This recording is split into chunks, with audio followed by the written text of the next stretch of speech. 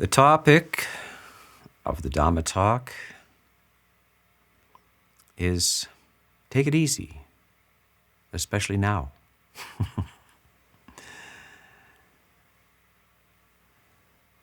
Why? Is there something special about this time, especially now?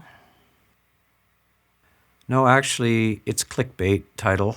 The reason is that it's always especially now. Now is always special, and it's always now. And taking it easy is just the English vernacular for a lot of very profound spiritual language. There's a million ways to say it. Peace, wholesome mental states, they're all sort of summarized in this simple phrase, take it easy. We say that to each other when we see that people are going off or getting lost in irritability or worry or any of this stuff. So we have beautiful little phrases in English. Be cool. You ever think about that one? Be cool. Get yourself together. Pull yourself together. So these are kind of states that we easily get into, and we become fragmented, become overheated, we become confused, we lose our energy. And so we have, in the language, we have all of these little phrases that really contain much if we unpack them. But of course, we've lost the combination to the suitcase somewhere along the line, so we don't even know what take it easy means anymore. We have to go to meditation and explore the Dhamma in order to find out what it is. We have to do meditation. We have to do guided meditation to find out what ease is. So by the way, in this breath meditation, I'm sure many of you have done breath meditation before, and you've been given all kinds of different instructions. So there are schools of meditation that will, when they give you breath meditation, they kind of tell you to watch your mind in a non-interfering kind of way, so-called mindfulness. But notice that I didn't tell you that, and you might find that, like, how come he's saying enjoy that? How come he says go to a sacred shrine? Aren't we just supposed to watch whatever comes into our mind rise and pass away? Aren't we just supposed to watch it without interfering with it, etc.? No. Breath meditation actually is very, very given great detailed treatment by the Buddha and explained well, and he's more or less the originator of this. He's not borrowing it from anybody else, breath meditation. It contributed to his enlightenment in a profound way. He had abandoned all kinds of approaches to the problems. And what were the problems that he was seeking to answer? What was he trying to resolve there? The meaning of life, the problem of suffering, some stable place that you could find in the universe where you were untouchable somehow, or transcend the obvious dangers and problems of life. And all you have to do is look around. There's no denying it. You see the possibilities and the certainty of all kinds of disasters and tragedies, death and the loss of material things, the loss of loved ones, the loss of your own vitality as you age and so forth, and myriad things that are problematic. And wise people first of all, notice this and wonder if there's an answer to it. What strategies to protect oneself and possibly others in the face of these things. So that was the Buddha's journey. And he went to discuss it with other philosophers of the time. And these are very spiritual philosophers. They're deep into practices which are attempts to solve this problem, to find security in the insecure. Because the world around us that we see and know about is obviously very fickle, not dependable. People ask, can I find a refuge in some higher situation which keeps me from these disasters? I mean, they're just natural disasters all over the place in the ancient world and in today.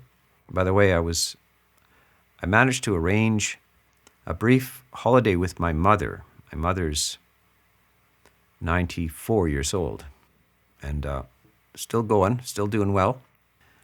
And her monk son has to go and visit her sometimes. So we decided that we would visit in Los Angeles on the 6th of January to the 18th of January. What a wonderful time to visit in Los Angeles. Perhaps you've heard some of the news. So we did, and in the midst of this inferno, by the way, we were evacuated on one occasion. But actually, my mother's been listening to Dhamma from me and other monks for years as well.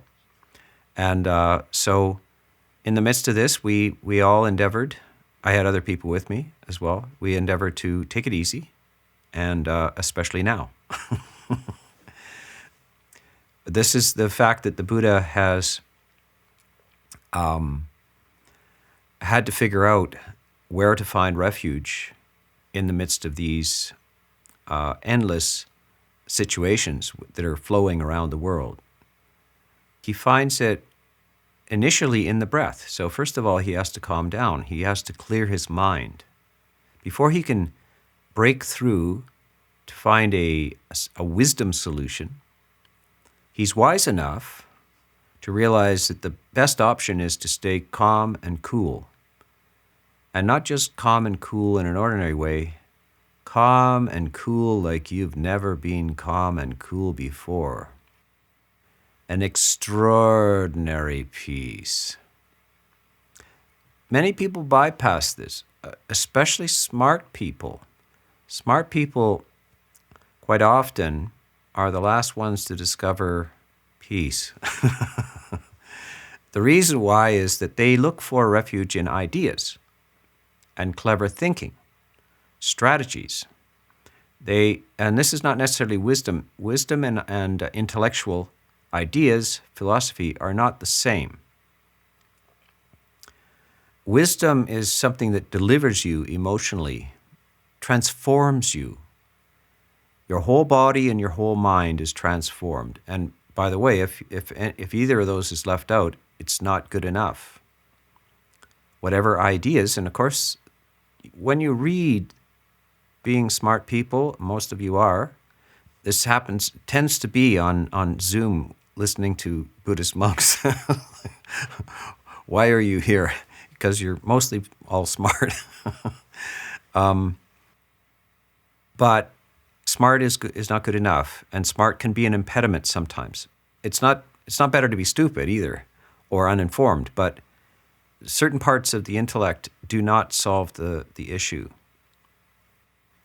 The intellect can spend a whole lifetime undoing knots, and the knots of which the mind creates to begin with. So there's all kinds of puzzles in history. There's mathematical puzzles and philosophical puzzles and scientific puzzles. And smart people, they get praised in school, so you're praised for being able to answer questions and do the right math and spell words correctly and punctuate correctly and then read a book and write an exam and so forth. And this, you're told this is rewarding, so you think I must be on the right track and so forth. But quite often the intellect bemuses itself. In other words, it entrances itself with puzzle solving and is also excellent at creating new puzzles to solve. But this is not the wisest way. One time I was a kid, in high school, of course, you're used to having exams. Usually they tell you there's an exam coming up. You're in English or social studies or in math, and say, we have an exam next week, and this is what you have to study and so forth. One day they came into the classroom and said, we're all going to the cafeteria to take an exam.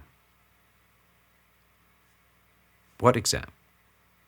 They just marched us down to the cafeteria and said, now, you have so much time to answer these questions, and we're going to give you a little tip. It's like, if you can't answer it, just pass it by and answer the ones that you can, and then go back to the harder ones later.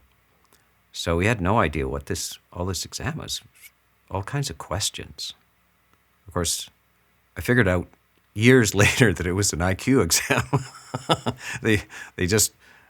They want to evaluate your IQ in these things. So, and I remember one of the questions, there were all kinds of curious questions. One of them was a maze.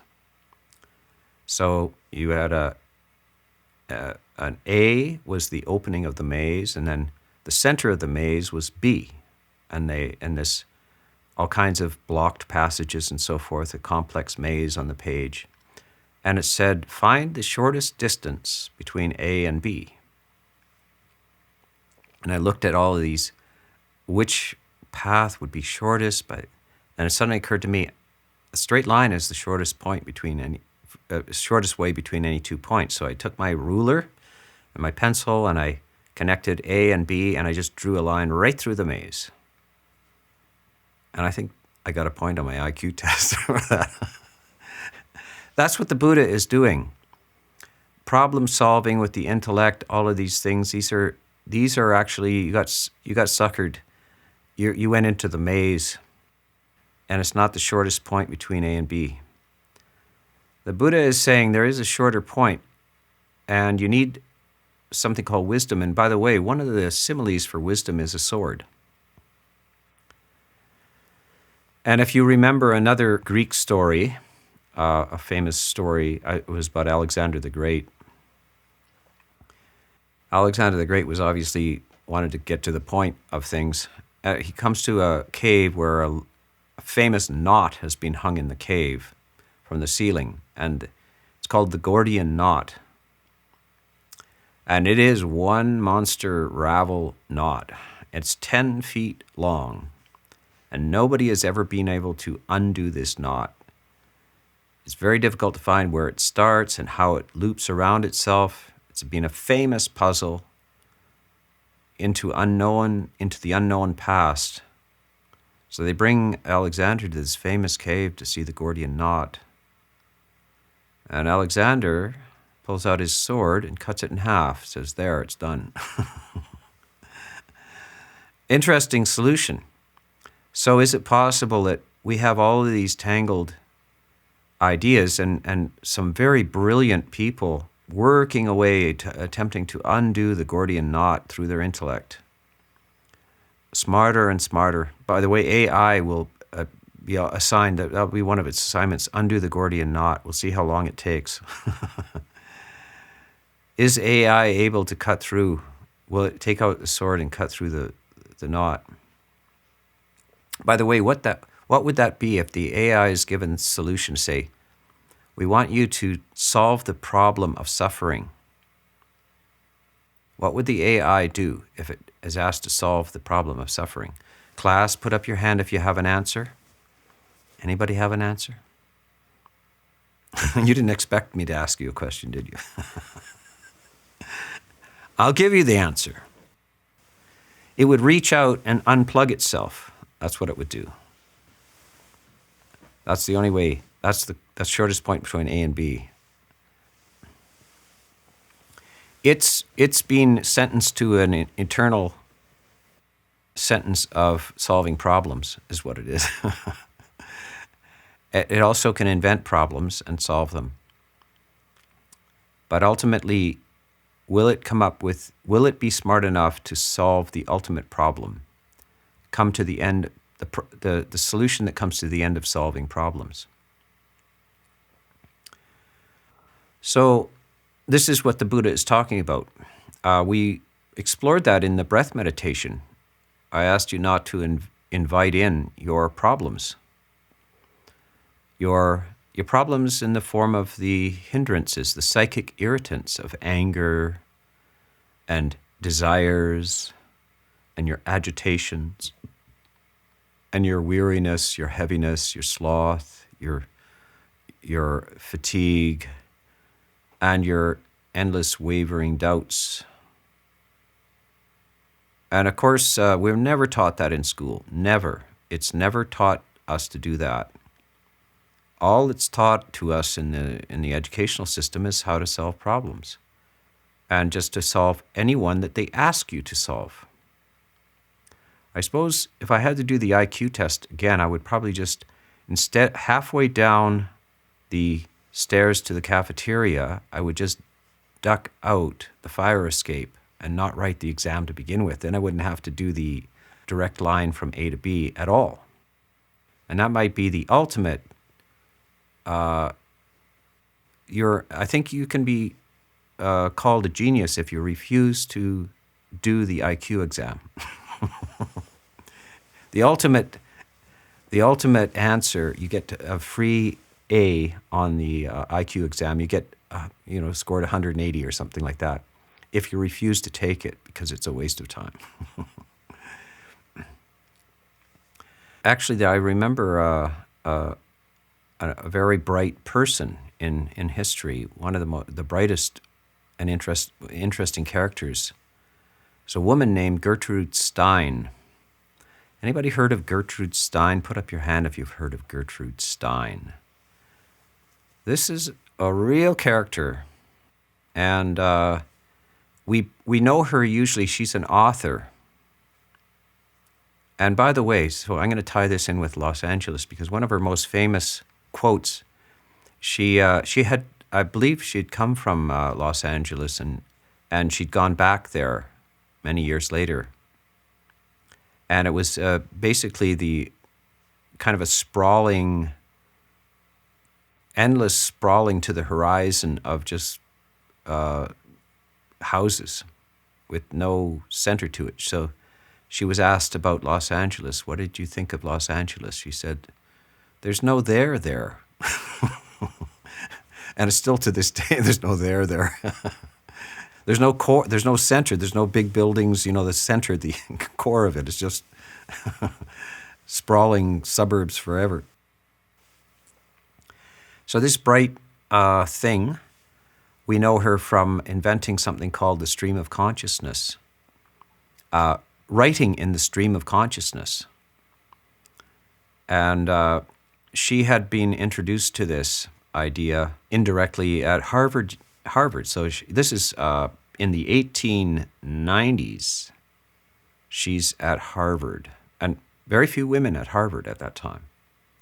She's one bright button, and she was introduced to it by William James, the professor of both philosophy and psychology at Harvard. He had come across this idea of watching your own mind. And he had concluded that it was impossible to control the thing. He had tried, at least for 5 minutes. And he introduced it to his class. He was very curious in his psychology class. He said, these are all 18, 19-year-olds, he said. Let's just watch our own mind and see if you can control your own mind. And of course, having no practice at it at all, they concluded that it just was a barrel of monkeys on roller skates, just all over the map. It just you couldn't stay clear. You couldn't focus. It just kept coming up with crazy ideas and running off in all directions. So she became interested in this whole thing and began to write in that style. All of the jumbled little thoughts that came into her head were the stream of consciousness. So that is what we find there, but that's a totally inadequate, that's not the point of the exercise, actually. It is that we are not just mercilessly dragged along by the stream of consciousness. We actually can come to find control and step outside of the world of mere ideas. By the way, I want to mention that along this Buddhist line, in terms of this brilliant young woman named Gertrude Stein and William James, that for the final exam in psychology at Harvard, she didn't show up and didn't write the exam. And William James just thought she was brilliant. So he said to her, why didn't you come to the exam? I mean, the final exam. Why didn't you come and write the final exam? And she said, I had better things to do. I had more important things to do. He gave her an A. So it's very Buddhist. We have better things to do sometimes than think. We have better things to do than get lost in these irritants about the outside world, all this stuff, all these things, these problems, these stuff, these mazes that we're continuously invited to walk into. Let's see how far you can go in the maze. Who can find the shortest distance in the maze, etc. We keep going into these things, but meditation in the spiritual life is actually a refusal to do that. So the next thing I want to come to in this is the Sallekha Sutta, which I recited, and there's 44 little aphorisms in there. Others shall be angry. We shall not be angry here. Others will kill. We shall not kill here. Others will steal. We shall not steal here. Others will lie. We shall not lie here. These are aphorisms which enjoin you to refuse to enter the maze, to go directly from point A to point B, or refuse to take the test. And the test is the invitation into the world, the endless world, the myriad dramas and entanglements of the world, which smart people just can't resist because they got a brain and they know that certain things are wrong and certain things are right, and they have to process these ideas. You almost feel it's a duty, your duty to be informed. But in fact, one of the things is we shall not be of little information, we shall be of great information. But it's not just any information. It's the right information. So we don't have time to do everything, and we don't have time to know everything, but we must know something. And it better be the important thing that we know. So that's the only thing we have to figure out first. What is the important thing? What's the most important thing? What should I be doing with my time? What should I be doing with this scalpel called my intellect, my smarts? It's always a handmaiden to wisdom, and wisdom is a handmaiden to your heart. And the Buddha tells you, actually gives you the solution to the test right at the beginning. He says, here's the problem, and the one single problem which has all priority in life of all conscious thinking beings. There's suffering. Focus on that. And you must solve this issue. You must find how to end it. The problem is suffering. The solution is when it's over. Now you need to go from A to B in the shortest distance. Please do not go through too much of a maze. Get your ruler out, draw a straight line between suffering and the end of it. So you must analyze how you suffer, and it's part of your entanglement and ready entanglement and reactions to all of these things. The situations in the world around you. There's lots of things flying around in the news these days. It's always, and of course, because of the excess amount of news that you can receive these days and information, because of like no other time in history. No other time in history has it been this way. No other time in history has there been access to so much information. So you have to use your wisdom. And part of it is, if part of your livelihood or part of the necessities of your life is certain types of information, you must focus on not just any information, not just becoming addicted to consuming information, but you must say, what is the best source for arriving at proper factual information? And that's your first goal, not to just read everything, but to look at where would I find the best sources of information. And then you limit your time, because actually your life is very valuable. And this is also compassionate to yourself and will aid you in your other process in life, which is the absence of thinking in meditation, is the reduction of discursive activity. Our primary suffering in this time is through a reduction in attention spans, and part of that is because too much external stimulants has weakened our capacity to sustain attention. And the Buddha gives you this particular exercise, the breath, for those who have excess discursive activity. And that's almost everybody these days. This is a training in the development of the capacity for sustained attention.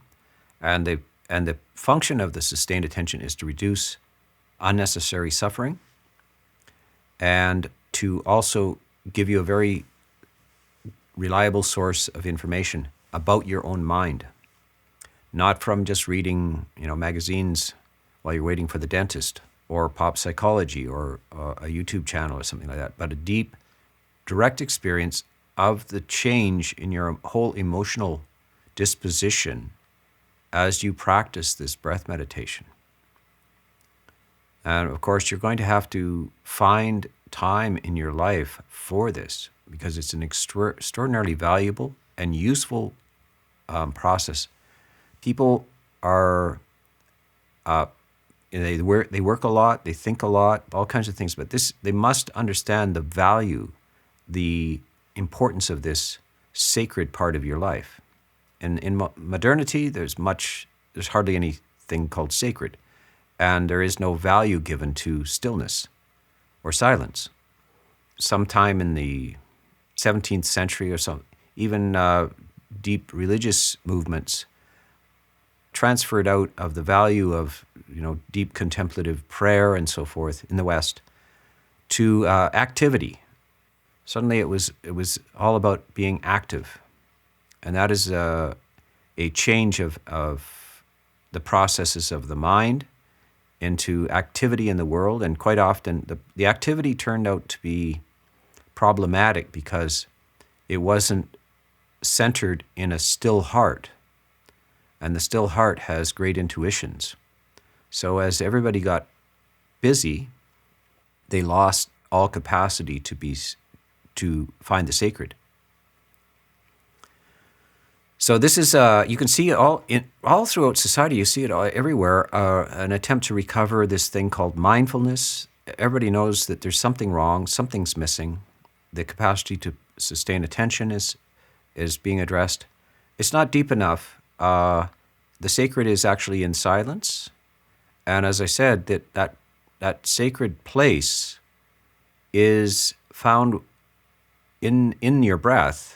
It's found in other places as well, but it travels with you. The sacred shrine is found within your mind. It is not in some temple or in the forest.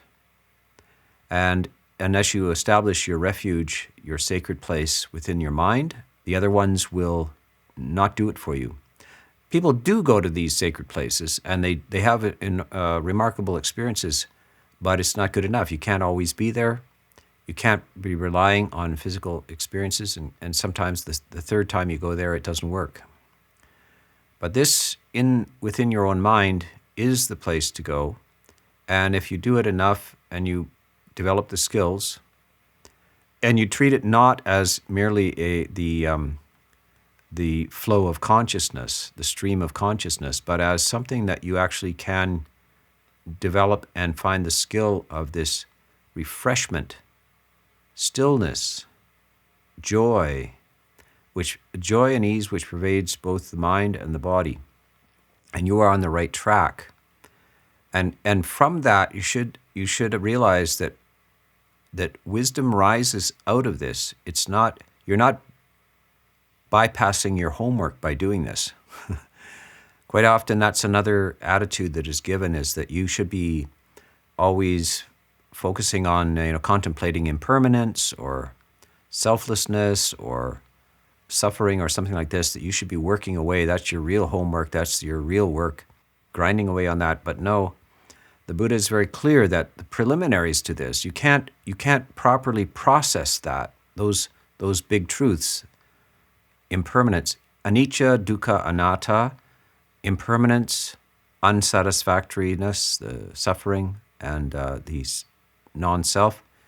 You can't process. You hear these ideas, it's fairly good, easy to sort through them, and then nothing happens. You're not transformed at all by it. Why?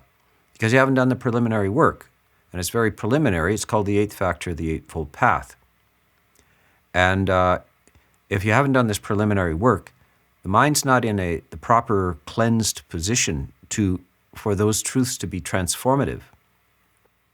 So that's preceding the sought-after wisdom and insight with a proper preliminary exercise of balancing the mind, cleansing the mind, stabilizing the mind so that it can actually do these things, can see these things, is transformed by these things.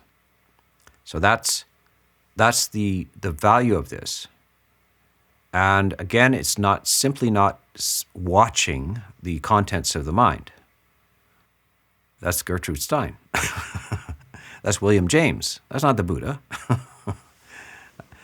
That's your mindfulness app or something like that. There's all kinds of people talking about mindfulness, but that's not what the Buddha is saying. The Buddha is, by the way, that is mindfulness, but it's not what the Buddha means by mindfulness. He means a very specific type and application of the capacity for mindfulness to arrive at a certain thing. And the success of mindfulness is that these psychic irritants, the hindrances, have been dissolved, are dormant for a period of time, and you step into the lucidity, balance, joy, ease of samadhi, the eighth factor of the Eightfold Path, this true, lovely, clear and airy place.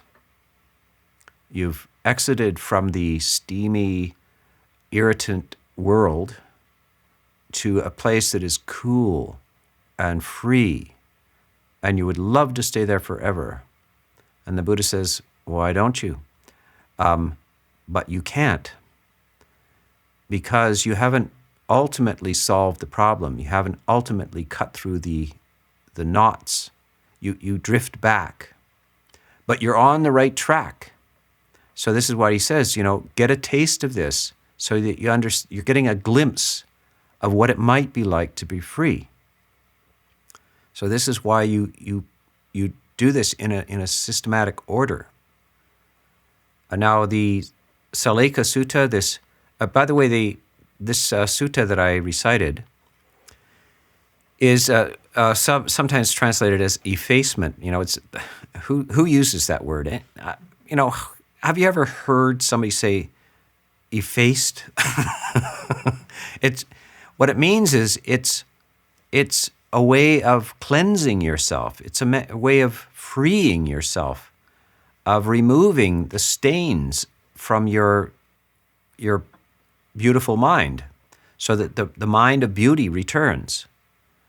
When you say, I'm tired of joining the conspiracy out there. I'm tired of the anger and the jealousy and the resentment and the deception and having to play these games and being dragged into them.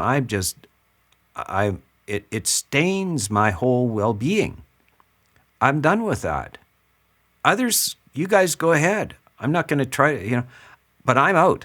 I'm I'm not into it anymore. I'm not killing, I'm not stealing, I'm not doing any of those things anymore. I'm done with that. I'm removing these psychic irritants that will never allow you to be at peace.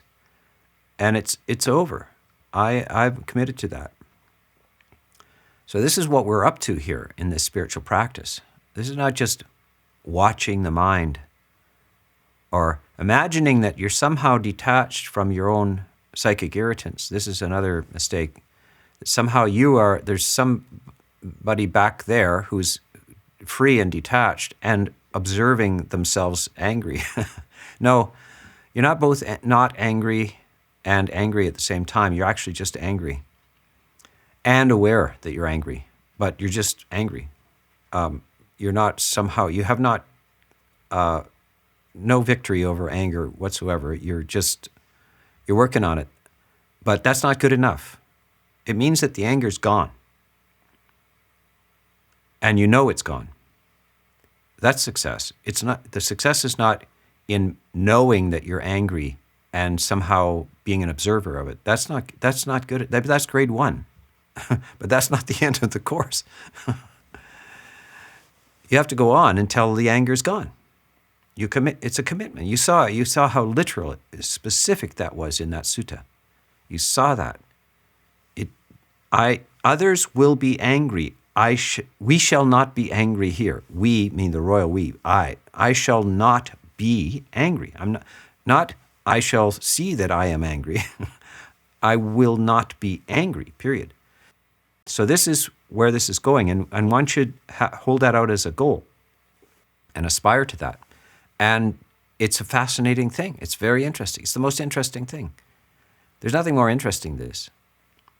There's nothing more rewarding than this.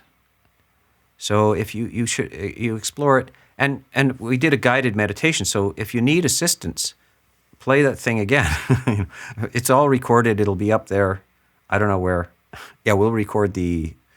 So if you and also Dhamma talks, because quite often you're not in the mood for it. You can't get out of the whole thing. But click on a Dhamma talk, and if it's a good Dhamma talk, it'll pull you out of your mind and change your mind. The voice of another pulls you into another reality, and use that as an assistance.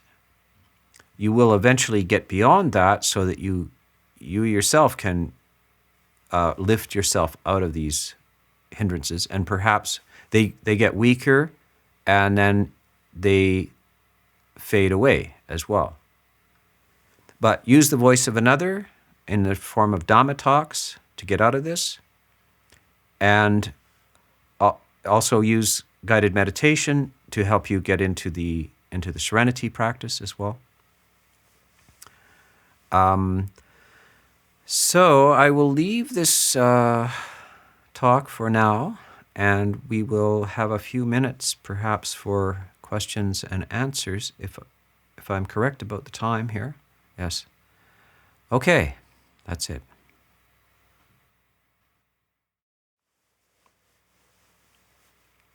Okay, if anybody has a question, now quite often this happens at the end of a Dhamma talk where you're in the listening mode, and then suddenly your mind has to go into the question mode, and sometimes it doesn't want to go there. So I expect a little delay sometimes, but relax.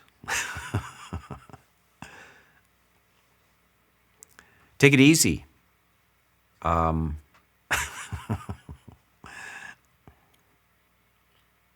Especially now. Yes, I see a hand. I see an Anjali. Yes. Yes, thank you, Ajahn. So, yeah, I live in California and I've been following you.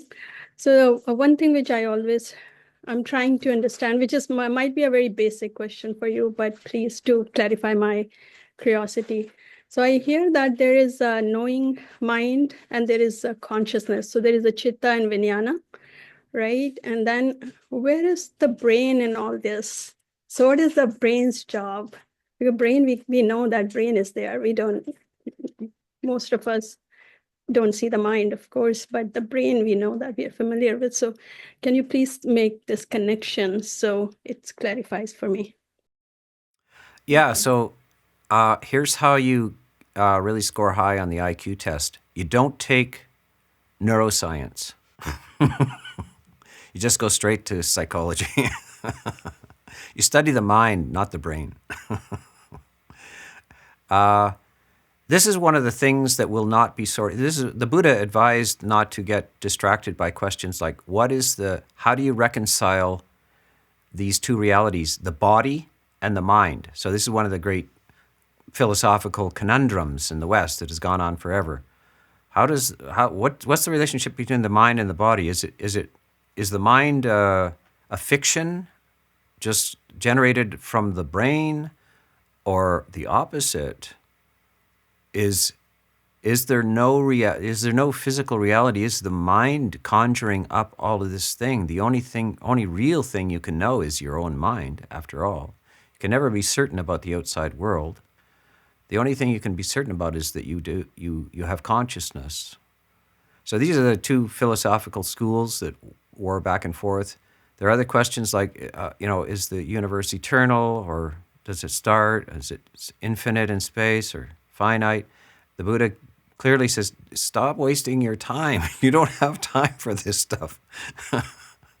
Leave it up to the people who endlessly talk about how do you relate the mind to the hard problem of consciousness, etc. There's whole groups of philosophers and neuroscientists and psychologists that just while away the day talking about this stuff. You don't have time for this. You have work to do with your mind, and you can know this. And so you should set that perplexity aside. Yeah.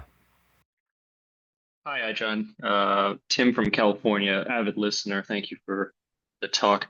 I have a question about livelihood, and specifically when it comes to this, there's a season of farmers, beekeepers, etc., that have to cull their herds due to some sort of disease. And the rational mind, a lot of people I speak to, they all say, oh, of course, that's a very rational thing to do.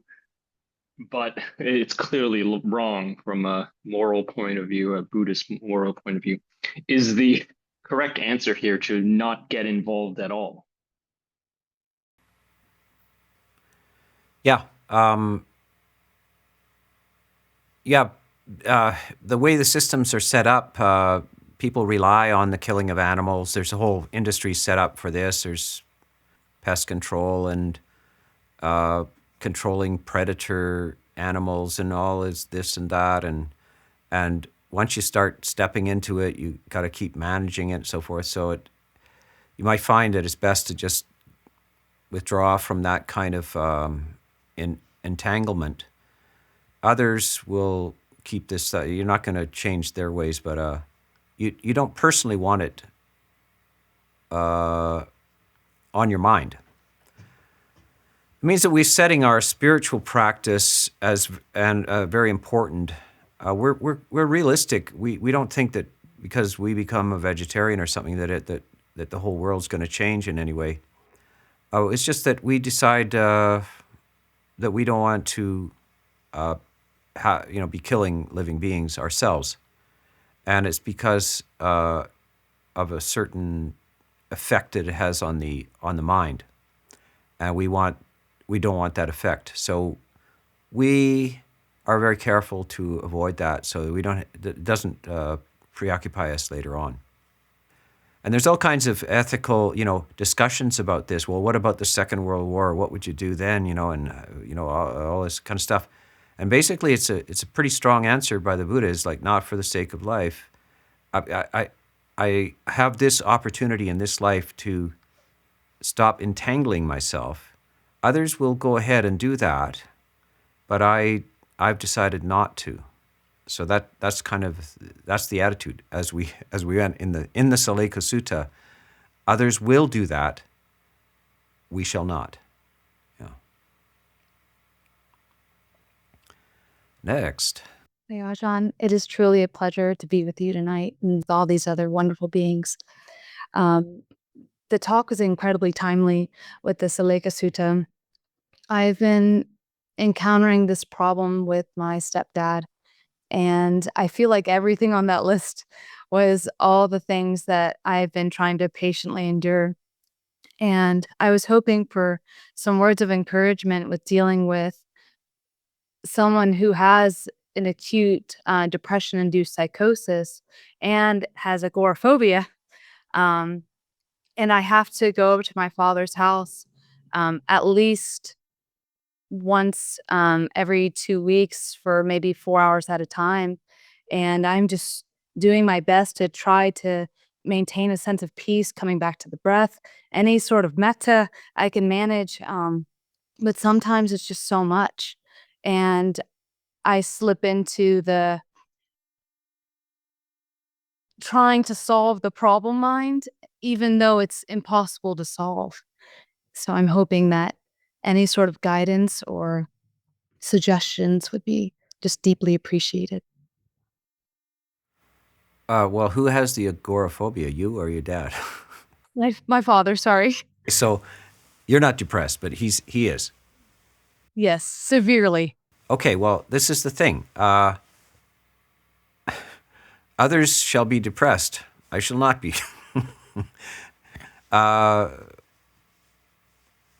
At this, yeah, it's his problem, and you are perfectly willing to, give him physical help of some sort, but you don't need to think that you can solve that problem or anybody can solve that problem. A lot of problems with people don't get solved, but you have to be okay. By the way, taking it easy. There's another saying that I have, and I will give it to you. It's called, "Don't worry, everything's out of control." And also another one, "The worse it gets, the better I feel." And when you say the worse it gets, the better I feel, and people say, "Oh, so you don't care? You don't care?" No, it's because I care. I care about myself and I care about everybody else. And the worse it gets, the more important it is to be healthy and well. That's if you can do anything positive in a bad situation, it is not to contribute it by adding to it. So he's already in a bad enough situation. You want to add yours to it as well? No, you should do the opposite. You go to the other end of the teeter-totter. You stay well, happy, and it's not dependent on whether he gets better or not. You stay well and healthy and feel well and healthy, whether he gets better or not, because you care. And it's the opposite of how people talk. It's because I care so much that I feel so bad. I feel so bad for him. That doesn't make sense. Now 2 of you feel bad. Wouldn't you rather have just one feel bad? So this is this is rational. To maintain your well-being, because you care, and you would wish it on others. You would wish that others would be well as well. You wish your father would be well, happy, peaceful, and because you care. And so because you can do something about your own situation and you care, that's how you feel. And it's not to do with how he does, whether he recovers or not. It is completely unconditional. You cultivate this well-being, goodwill for yourself, goodwill for him, unconditional, whether he recovers, whether he doesn't.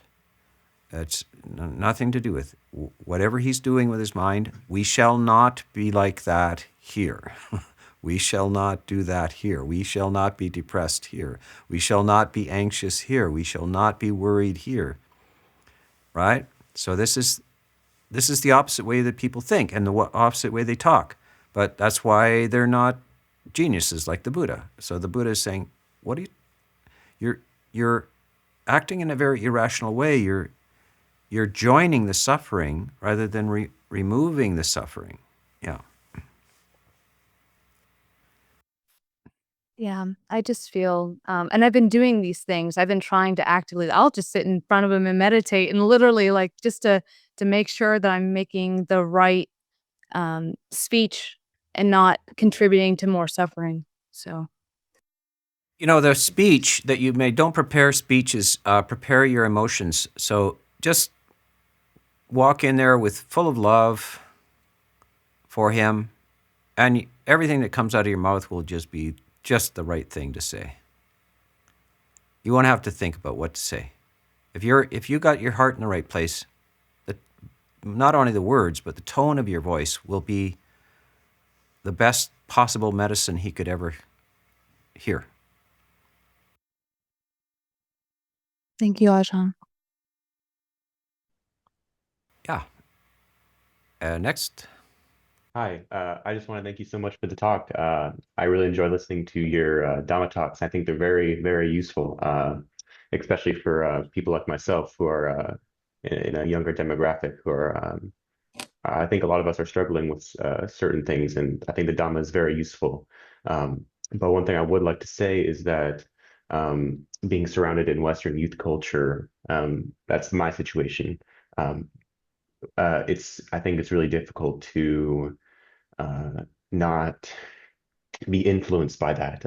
One of the talks you gave was the power of association, and it's very powerful. And so, for those of us in the lay life who are practicing, I think it would be helpful for us to understand the best ways to, I guess, combat that. And then, well, certainly all of the structures of modern society, especially in the West, are designed in such a way to, well, as you kind of say, kind of promote discursive activity. And it's quite interesting looking back on my years of schooling. I'm in college right now, and just seeing how much we've been trained to problem solve and dissect. And it really is a weapon, but I think it really does. It can be used in the wrong way, and I certainly think it has been used in the wrong way for a lot of people, where they experience a lot of anxiety or feelings of distress. And so I suppose this is just a long-winded way of saying we're immersed in a society right now that is very very discursive and very very nitpicky, and well, I think it's just difficult to not be influenced by that unless you're a monk, of course. So it's like you're in a middle ground here. Perhaps you could offer some advice. Yeah, that's what the source of anxiety is. That excessive prefrontal cortex activity is just productive of anxiety. And the only way out of that is to shut it down and find out that anxiety is inflamed by this conviction that there's something real is going on when you're thinking, So anxiety is dissolved as by this non-thinking. It doesn't mean you're suddenly stupid or anything like that. You're just lucid, and the anxiety is gone, and you realize that you are the creator of it, and that you have a choice. They never talk about that. There's just a bunch of exams and pressures and deadlines, and then what about after the university, and how are you going to pay off your debts, and then and the job market's falling away, and blah, blah, blah, blah, blah, blah, blah. It's very, basically, anxiety creates a good customer because you tend to spend money trying to distract yourself from your anxiety. You go out for entertainment, you order a pizza at the wrong, when you shouldn't, and just anything to get away from your anxiety. So it's notice that the news is, the commercials in the news quite often are about food. So bad news, and you can take a refuge in food.